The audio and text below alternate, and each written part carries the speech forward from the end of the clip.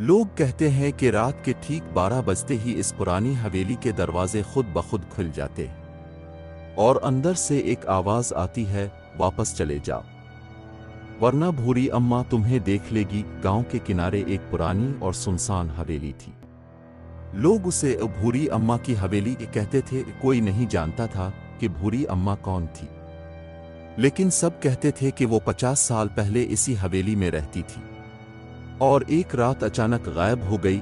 इसके बाद जो भी इस हवेली के करीब गया वो कभी वापस नहीं आया। एक दिन शहर से 3 दोस्त गांव आए, अली, साद और हमजा। उन्होंने गांव वालों से भूरी अम्मा की कहानी सुनी और हंसने लगे। अली ने कहा, यह सब बकवास है, कोई भूत वोत नहीं होता। एक बूढ़ा आदमी आहिस्ता से बोला, बेटा, रात होने से पहले वापस आ जाना वरना भूरी अम्मा तुम्हें बिला लेगी।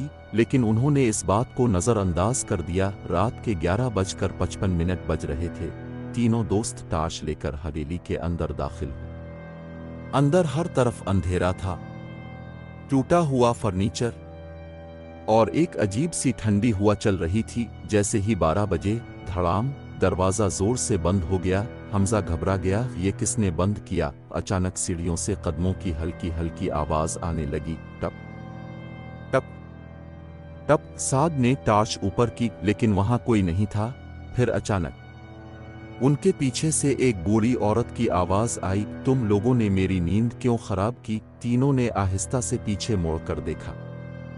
वहां एक बूढ़ी औरत खड़ी थी, सफेद बाल, झुकी हुई कमर और आंखों में अजीब सी चमक। भूरी अम्मा, अली ने हिम्मत करके पूछा, तुम क्या चाहती हो?